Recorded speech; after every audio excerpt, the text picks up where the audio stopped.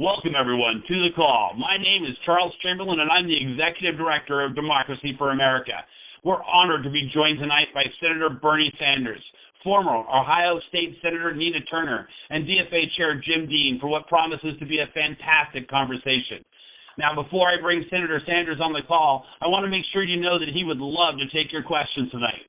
If you'd like to ask a question of Senator Sanders during the call, please press 0 on your phone, and you'll be connected with a DFA staff member. Again, please press 0 right now if you'd like to ask a question. And if you're listening to this call on our website at democracyforamerica.com/live, you can also submit a question through the live web stream. With that, I'd like to welcome our chair, Jim Dean, to the call. Jim, are you there? Hey, Charlie, I sure am, and I want to just extend my thanks to all of the folks who are on this call tonight for taking time out of your schedules to be with us. And I especially want to thank our honored guest, Senator Bernie Sanders, whom Democracy for America has endorsed to be our next president of the United States, and our very, very special guest, State Senator Nina Turner of the great state of Ohio. This last December, a staggering 87.9% of Democracy for America members voted to endorse Senator Bernie Sanders in our presidential poll. We have endorsed, this marks the first time that Democracy for America has ever endorsed in a presidential primary, and it really speaks volumes to Senator Sanders' remarkable record and his remarkable fight to make America more progressive, more just, and more equitable. We're not the only ones in this incredible grassroots campaign. Former State Senator Nina Turner, who we had the pleasure and honor of endorsing in 2014, has also drawn national attention to the critical issues facing Ohio and is supporting Senator Sanders.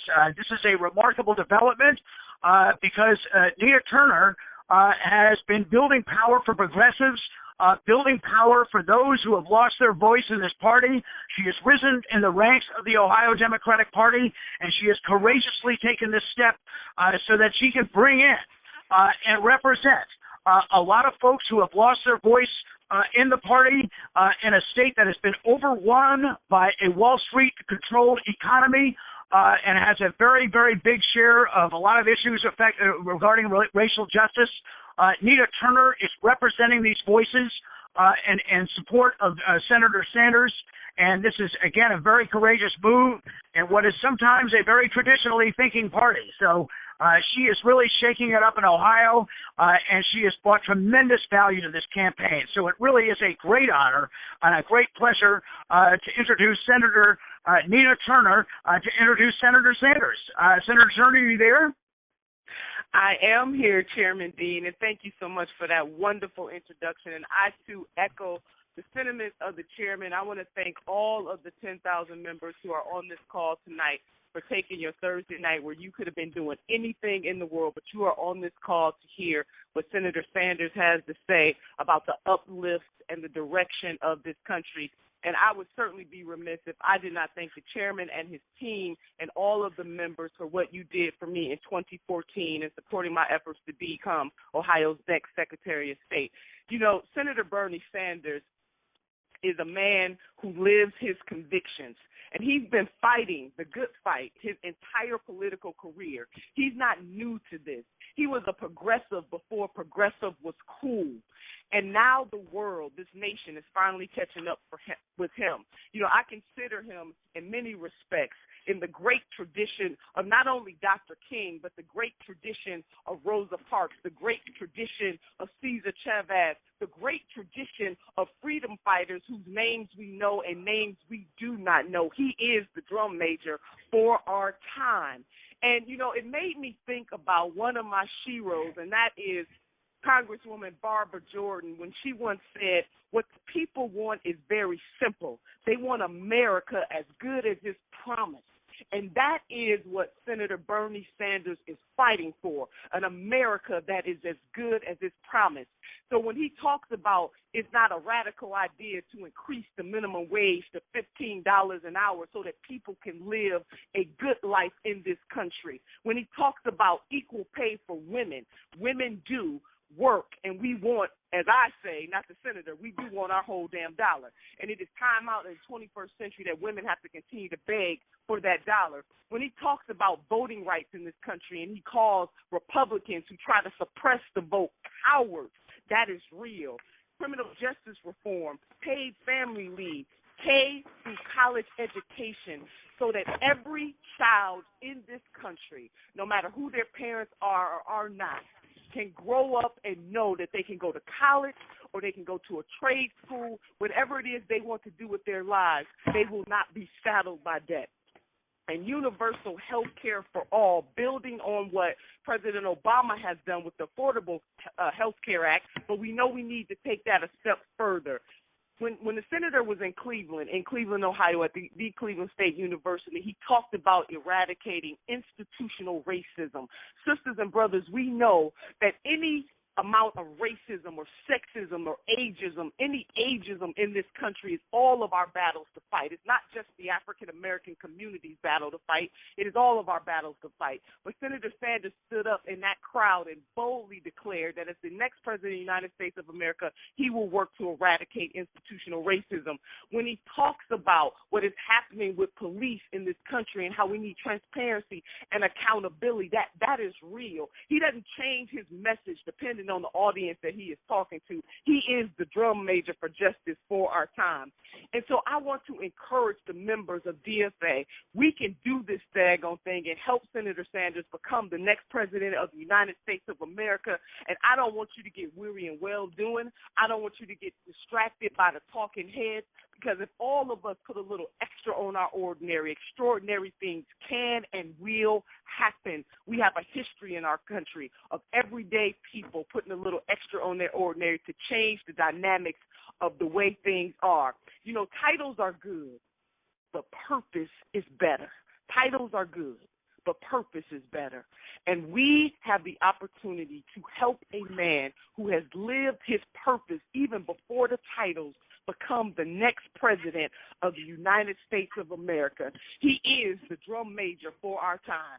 So it gives me great pleasure to introduce to you, with your help, the next president of these United States of America, Senator Bernie Sanders. Well, Nina, thank you so much for that extraordinary introduction. You have moved me very much.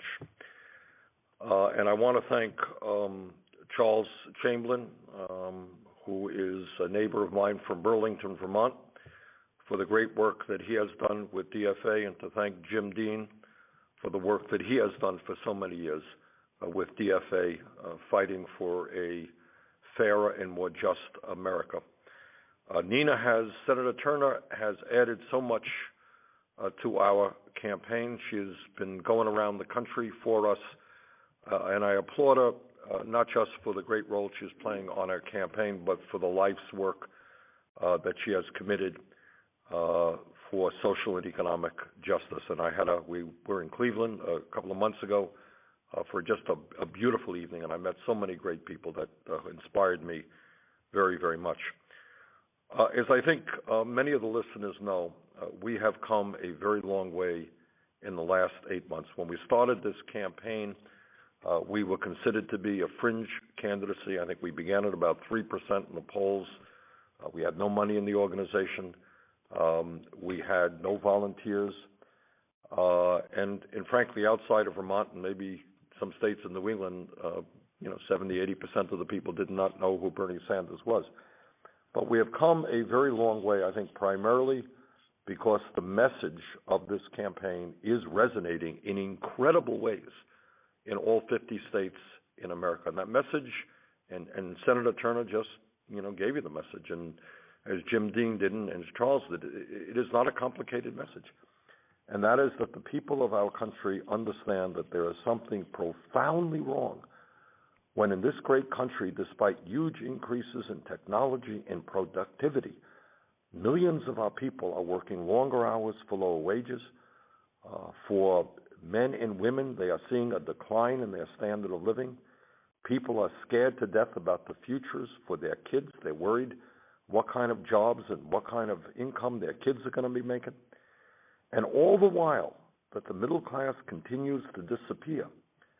Almost all of the new income and wealth generated in this country today is going to the top 1%. You're looking at a nation in which the top 0.1% now owns almost as much wealth as the bottom 90%. Think about it. You got the 20 wealthiest people in this country owning more wealth than the bottom 50%. So you got kids in America who are hungry. You got elderly people who can't make it on $12,000, $13,000 a year Social Security. You got mom working 2 jobs, dad working 2 jobs, kids working, and now you have 58% of all new income going to the top 1%. And people are catching on big time that the economy we have today is rigged. People on top are doing phenomenally well. Corporate America is doing phenomenally well. And yet working people are struggling to keep their heads above water. And then on top of a rigged economy, what is also extraordinarily exasperating to people, regardless, by the way, of their political persuasion. You don't have to be a progressive. You can be a conservative.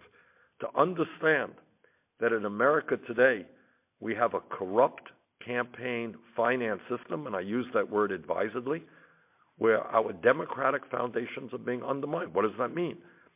What it means as a result of this disastrous Citizens United Supreme Court decision, you're seeing billionaires spending unbelievable sums of money. Some guy just contributed $10 million to Jeb Bush's campaign super PAC.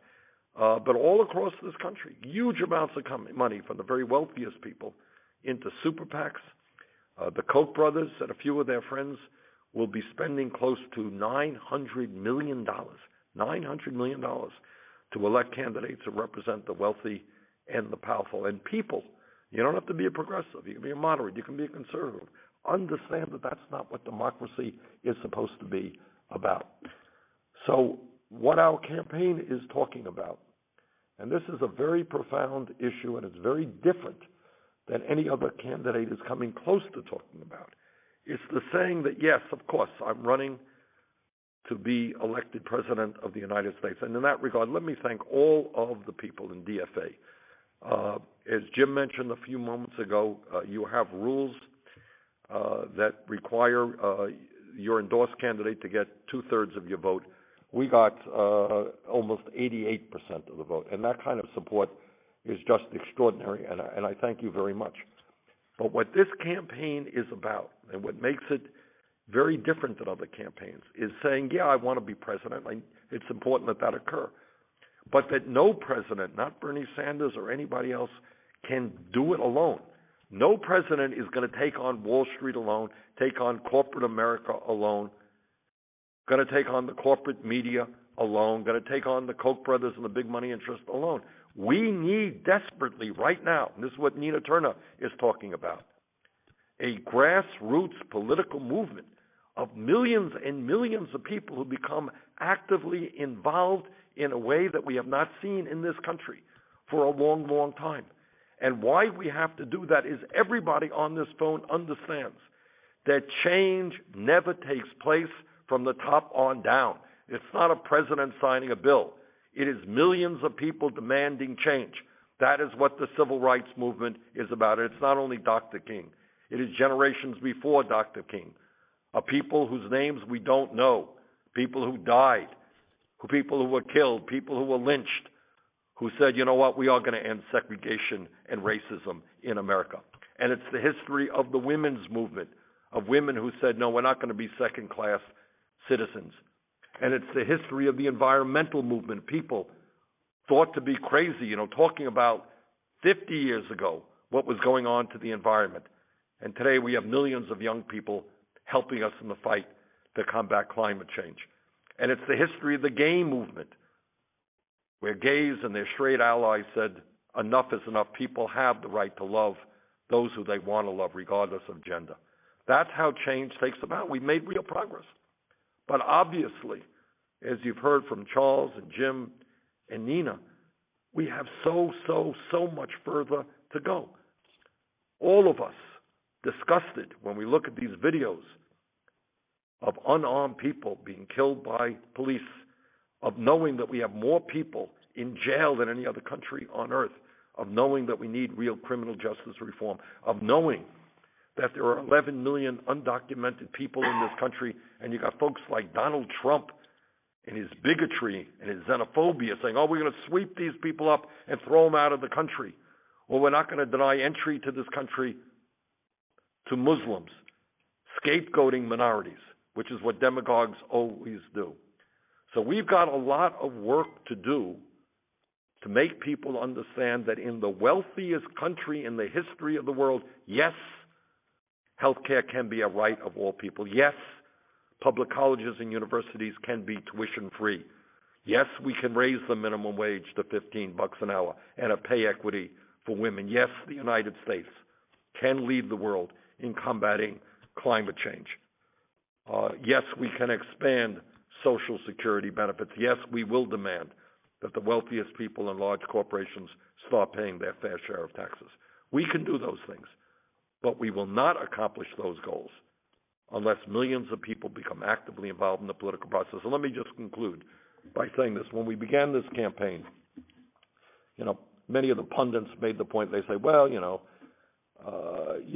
this day and age, to run for national office, to run for president, you need to raise huge sums of money, and the only way you can raise that money is through a super PAC, go out to these wealthy people and sit in some mansion and leave with $3 million. That's the only way you can do it. Well, we chose not to do it.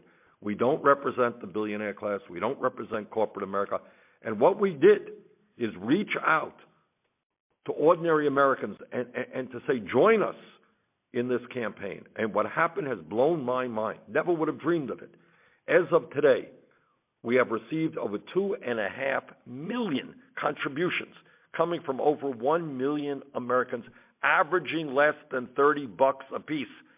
This is mind-blowing. In this era where big money dictates what goes on, our average contribution is $27, I think, or $28 a piece. It's extraordinary. So we have already shown that when people are committed, we can run a serious and, I believe, winning campaign without dependence on corporate America or the big money interest. Last point, and then I'll just stop talking and we'll take all of your questions. And that is that where we are politically today is we have made huge progress. I'm in Iowa right now. I'm going to spend a lot of time in Iowa in the next few weeks. The caucus here is on February 1st. We think we are closing the gap with Secretary Clinton. We think we have a real shot to win. Goal here is to have a large voter turnout. There's a large voter turnout. I think we will win. In New Hampshire, I think we're probably a little bit ahead. We're going to work very hard in New Hampshire. I think we have a very, very good chance to win in New Hampshire. The next election is going to take place in Nevada. I just came back from Nevada. We have a lot of support in Nevada, and I think we've got a shot to win in Nevada. South Carolina is the toughest state for us, but I think we are doing well there as well. And I think if we can win some of these states, if we can win Iowa, if we can win New Hampshire, if we can win Nevada, if we can do well in South Carolina, I think we have a real path toward victory. And I think that we have a real shot at pulling off one of the biggest political upsets in the history of the United States. So again, let me thank all of the members of DFA, Charles, Jim, and everybody else for putting on this conference call tonight. And once again, look forward to working with all of you in the campaign. Thank you very much. Well, thank you, Senator Sanders, for being here. I can't tell you how excited we are we've worked with you so many times over the year and years, really, and to have it go from, as you said, a campaign with only 3% in the polls to where you're at now, a phenomenal campaign you've built that you're running around this country with over 1 million individual donors, over 2.5 million individual contributions, having rallies where you've got 30,000 people showing up. It is really fantastic and exciting to see the incredible job you're doing selling this vitally important message about rebuilding our middle class and fighting against income inequality. So I know I speak for every single person on this call and for the 88% of DFA members that voted and asked us to endorse you out of the 270,000 votes. I know I speak for all of them when I say thank you for the campaign you're running. Thank you for working as hard as you're working, and we can't wait to see you be president. Thank you very much, Charles. You bet. Now, with so many people waiting to ask questions, it's absolutely fantastic, and we're going to do our best to get to as many people as we can. But I'm going to start by asking you something about something that Trump said tonight. Donald Trump is here in Burlington tonight, and on stage, he delivered another outrageous speech, including this line. He says, "I would love to run against Bernie. That would be a dream come true." I'm guessing you might like to respond to that. Well, it will be a dream come true for me as well. I would love, love, love to run against Donald Trump. Polls go up and down. The last major poll that I saw had us up by 13 points. It was a Quinnipiac poll, had us beating him by 13 points. I think we would stand a chance to beat him by more. Why is that? It's not just this man's arrogance. It's not just his bigotry. It's not just the demagoguery that he expresses in trying to divide us up, telling us that Latinos, people coming into this country from Mexico, are rapists and criminals and drug dealers, or his anti-Muslim tirades. It is that this is a guy, and I think many of his supporters don't even know this, this is a guy who thinks the $7.25 minimum wage is just fine. We don't have to raise the minimum wage. In a Republican debate, he said that, wages in America are just too high. Well, that's a great shock to millions of people trying to get by on $10 an hour. This is a guy who wants to give hundreds of billions of dollars in tax breaks to billionaires like himself. Hundreds of billions of dollars in tax breaks to the very richest people in this country. This is a guy who thinks that climate change is a hoax invented by the Chinese in order to impact American manufacturing. Where he comes up with these ideas, I have no idea. But every other day there is one or another absurd idea. And I have to also say, and I don't like saying this about people. There are people who disagree with me I respect. There are conservatives who I, regard as friends. But this guy, I have to say, really is a pathological liar. He just says things that are outrageous, that have no basis. In fact, you recall his statement a while back that he saw on television thousands of Muslims in New Jersey celebrating when the Twin Towers went down on 9/11. Well, everybody checked this. All the media checked to see what was on television showing thousands of Muslims celebrating. There was no event. It never occurred. So I think you see very often this pathology of just saying whatever he wants to say and thinking it's the truth. So, bottom line, I would love, Charles, to run against Trump. And I think we would not only win, I think we would win with a very good vote. I think you're absolutely right. I guess it's not a big surprise to another delusional billionaire, and it'll be exciting to see you beat him. Let's get straight to questions. I know we don't have forever, so I want to make sure we get to as many of these calls as possible. So we got Nicola in Denver. Jay, we got Nicola on the line? Yes, hello. Excellent. Yes. Go ahead with your question. Yes, Senator. I'm so glad to talk to you. I get asked all the time, or told all the time, I do Sanders, but it's going to be a wasted vote. Would you mind helping me with answering that question quickly? Yes. The truth of the matter is that I think, and it's just not me, it's polls and it's a lot of other indicators, suggest that we have a very good chance to defeat Secretary Clinton for the Democratic nomination, and that if we win the nomination, while polls vary, I don't want to, generally speaking, against people like Trump, we do better than Hillary Clinton. So I think if we can win the nomination, we've got an excellent chance to win the election. As I mentioned earlier, I think that if the caucus were held in Iowa today, we would probably lose by a little bit. But I think most people perceive we have the momentum. The gap is closing, and I believe that on caucus night, February 1st, we're going to win. I believe that if the election were held in New Hampshire tonight, I think we'd probably win.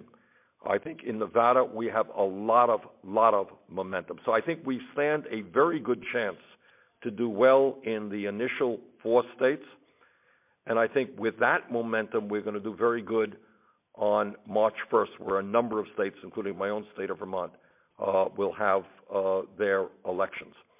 So, Nicola, what I would say to your friends, tell them that we, in fact, have an excellent chance to win the Democratic nomination. And we have, if we win that, I think a very, very good chance to win the general election. Fantastic. Let's jump directly to another call. We've got Carrie in Cleveland. Carrie, can you go with your question? Hi, Senator Sanders. What do you feel are like some of the best things your volunteers can do in their communities to get support for your campaign? Thanks, Carrie. Great question. In the last election, last November, when the Republicans won a huge victory, 63% of the American people didn't vote. 80% of young people didn't vote. Probably 75% of low-income workers didn't vote. That was an off-presidential election. During presidential elections, the turnout will be absolutely higher. But compared to countries all over the world, our voter turnout is quite low. We will win this election, and we will win it big if there is a decent voter turnout. So to answer your question, Kerry, our job is not just to convince people of the correctness of our views. Frankly, I think most people know that the economy is rigged, that the campaign finance system is corrupt, that climate change is real, that we need real efforts to end institutional racism and a broken criminal justice system, that we should join the rest of the industrialized world and provide health care to all as a right to a Medicare for all single-payer system, that we need to create millions of jobs by rebuilding our crumbling infrastructure, et cetera, et cetera. That's not the case you have to make. The harder case to make is to convince people that they should vote. They should get involved in the political process, because so many people are cynical and have given up. They say, you're going to knock on doors and you're going to talk to people and say, why would I possibly want to vote? System is corrupt. My vote doesn't make a difference. Don't insult me. I'm not going to participate. That's the fight you're going to have to wage. Because if that person does not vote, then that prophecy becomes real. And that's what happens. People don't vote. Working people don't vote. There's small voter turnouts. Republicans win. They want to, they're at war against working families. And then people say, see, government isn't doing anything. Why should I vote? That's the vicious circle. So, Kerry, work with our campaign. Our website is berniesanders.com. Work with DFA. They'll be integrated into our campaign. And let's turn people around, working people, young people. We are fighting for our lives. We're fighting to make sure our kids do not have a lower standard of living than we do. We are fighting to prevent the United States from being involved in perpetual warfare, etc. So that is the main goal. Encourage people to get involved in the political process. Let us create, and what this campaign is trying to do, a culture which makes people part of the process, makes people understand that democracy is not a joke, that we're all in this together, that we can run this country, not just the Koch brothers and a handful of billionaires. Senator Sanders, on Tuesday you gave a major speech outlining your plan for financial reform. Could you quickly recap your strategy and why this is so important? In an economy that is rigged, at the top of that pyramid of a rigged economy Charles, is Wall Street. People, I am in the Senate and I see these things. It would be hard for me to explain to people what the power of Wall Street is about. They spent $5 billion in a 10-year period to try to get deregulated, to try to lower consumer protections in this country. $5 billion. Right now, as a result of the deregulation of Wall Street, you have, here's a funny thing that people don't know, is that you'll remember, Charles, that we bailed out Wall Street because the big banks were too big to fail. Yep. Today, three out of the four largest banks are much bigger than they were when we bailed them out because they were too big to fail. You have incredible concentration of economic power on Wall Street.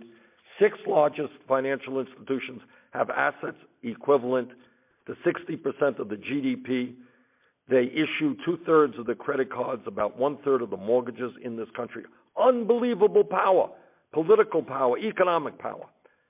I believe, and what the heart of what I said this week on Wall Street, is that when you have so few banks with so much power, we have got to reestablish Glass-Steagall legislation, which separates commercial banks from investor banks from insurance companies. And we must break them up.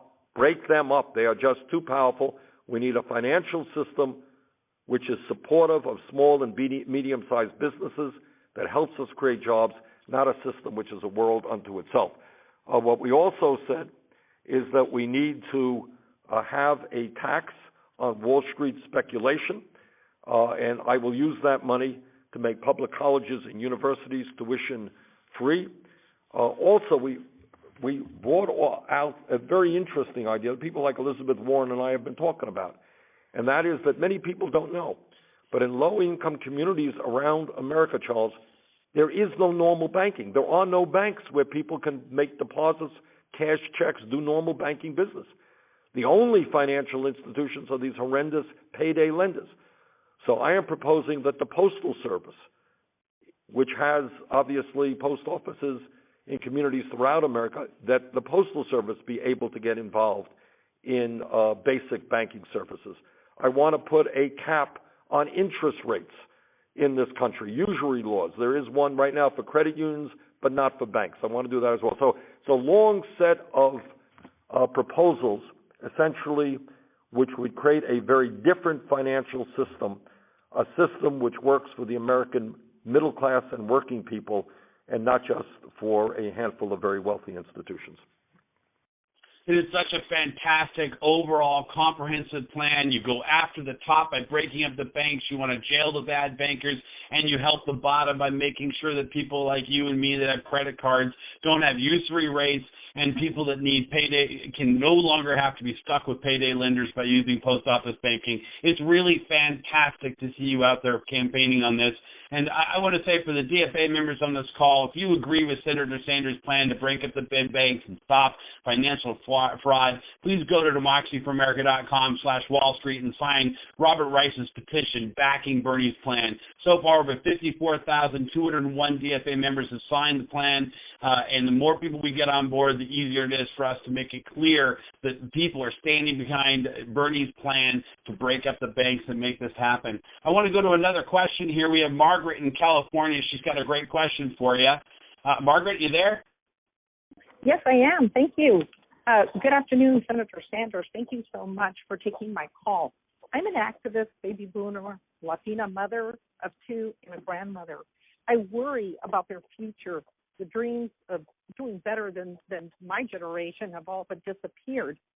The legal system, educational, employment, and financial system are increasingly stacked against them. And in 2014, we had 5 Latino men that were killed by police.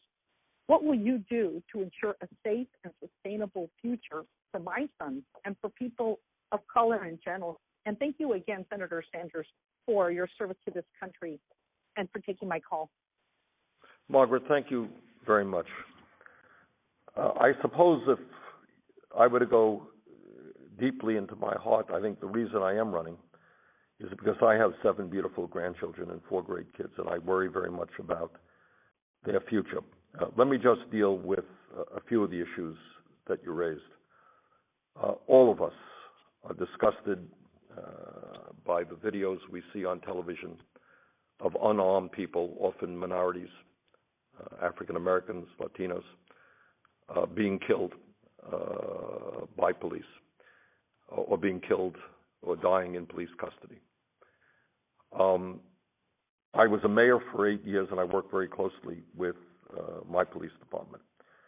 And it is my strong impression that most police officers who do very, very difficult work are honest, trying to do their best under difficult circumstances. But, and here is the but, like any other public official, if a police officer breaks the law, that police officer must be held accountable. And the word has also got to get out in terms of how we train police officers in this country, that lethal force, shooting people, is the last option, not the first option. In countries around the world, police departments do a lot better in calming down situations, in dealing with mentally ill people than we seem to do in this country. So lethal force, sometimes it's necessary. If there's somebody coming into a movie theater who's shooting, you want a police officer to take that person out. But everything being equal, we want lethal force to be the last option, not, as is too often the case, the first option. We want to make police departments look like the communities that they are serving. When you have a diverse community, the police department should be diverse. We want, in my view, to end the militarization of many local police departments who, instead of looking like, community servants being part of the community, they look like occupying forces. I want to end that. But the basic issue here, above and beyond all of that and the need for police department reform, is we have got to deal with, Margaret, why it is we have 2.2 million people in jail, and we're spending $80 billion a year locking up fellow Americans. Something is fundamentally wrong when so many people are in jail, and by the way, disproportionately African American and Latino. So we need to work very hard to keep people out of jail, and one of the proposals I have brought up is that millions of people over the last many decades have been arrested for possessing marijuana. And right now, under the federal government's Controlled Substance Act, marijuana is listed at the same level as heroin. That's crazy. You can argue about the pluses and minuses of marijuana, but it is not a killer drug like heroin. And I want to get marijuana out of the Federal Controlled Substance Act. I want to rethink the war on drugs. Too many lives have been negatively impacted by those police arrests and police records. So criminal justice itself, why we have so many people in jail. What do we do about lowering the rate of recidivism when people leave jail? Do they have jobs? Do they have education? Or are they going to go back to the same environment that got them in jail in the first place? We got to work very, very hard on that. Youth unemployment in this country for African American kids is 51%, unemployment and underemployment. We got to make sure our kids have jobs and education, and that we're investing in that and not in more jails and incarceration. So there's a lot to be done to create a safer America. And I would urge people to go to BernieSanders.com for our rather long position on criminal justice reform. Thank you very much, Margaret. Yeah, what a fantastic answer, because you're so right on target about everything on there. It's vitally important that we stand up and we change and hold police accountable when they murder Black Americans, when they murder any Americans across this country. On the same token, right before the Christmas, right before the New Year holiday, I know that the Department of Homeland Security and ICE has started to conduct raids and are breaking up families. Some is young enough to need to have a car seat for them to even take them away from their families. It's terrible. And you put out a fantastic statement, saying that this is wrong. We have a question from Arlene and Jack Shop in Palo Alto, California, where she asked, you urged President Obama to direct DHS and ICE to not conduct the raids and deportations. Would you do that? That would force on Central American families who received an order of deportation. Can you say more about this? Yeah. Look, I am a friend of Barack Obama's. He campaigned for me when I ran for the Senate. I've worked very hard for his election, his re-election, and we worked together on a number of issues. But I disagree with him very strongly on this issue. As the questioner and you mentioned, when we talk about people coming from countries like Honduras or Guatemala and who have fled terrible violence, have fled communities controlled by drug cartels, and when we're saying to them, we're going to send you back to where you came from, to some degree, and for some of those people, that is literally a death sentence. And that's not what this country should be about. So I strongly disagree with the president on this issue, and we will do what we can to prevent this from going forward. Fantastic. Let's go to Leslie in St. Petersburg, Florida, who has a great question for you. Leslie? Yes, Senator, after your election, God forbid, if the Republicans control Congress, how do you expect your program to become law, and how much can be done with executive action? Well, thank you very much, Leslie, for that question. And let me answer it in a few ways. First of all, if I become elected President of the United States, and we're working hard to make that happen, it will almost mean, by definition, that there is a huge voter turnout. And if there is a huge voter turnout, if we can get young people and working people involved in the political process in a way we have not seen in many years, I think it will mean that the Democrats will regain control of the Senate, and who knows, maybe even the House, although that will be a harder lift. So that's number one. Number two, I have worked with Republicans throughout my political career on issues where there is a common goal. I, as the former chairman of the Senate Veterans Committee, helped pass the most comprehensive veterans health care legislation in many, many decades. And to do that, I work with people like John McCain and Republicans of the House. So I do know how to work with Republicans when we can find some common ground. But thirdly, and maybe most importantly, Leslie, what I believe in terms of how you make things happen in this country is, in a sense, that the American people have got to give Congress an offer they can't refuse. And that means that on issue after issue, the American people want real change, and Congress is not listening to them, but listening to powerful special interests. As the President of the United States, I will do everything that I can to help build a political movement of millions and millions of well-organized people who will tell the Congress, yes, if you don't raise the minimum wage to $15 an hour, you are going to join the ranks of the unemployed because you are going to not get reelected. That, yes, we're going to pass pay equity for women. Yes, we're going to create millions of jobs rebuilding our infrastructure. Yes, we're no longer going to be the only major country on earth without a health care system that guarantees health care to all people. Yes, the wealthy and powerful are going to start paying their fair share of taxes. My point is that all of those ideas, they're not radical ideas. They are ideas supported by a significant majority of the American people. And what the president's job, what my job would be, is to bring people together around that agenda. If 1 million young people are writing and marching on Washington and saying, we don't want to go to debt and deeply into debt for the crime of going to college, you know what? We will have free tuition at public colleges and universities. So, Leslie, the most significant answer to your question is that an aroused American citizenry, a citizenry who has more political consciousness than we have today, who know what's going on in Washington, that is ultimately the way we will bring about real change. Fantastic. Senator Sanders, I know you're a very busy man, obviously doing a lot of work, and I can hear the strain on your voice. I just want to thank you so much for taking the time to take these calls.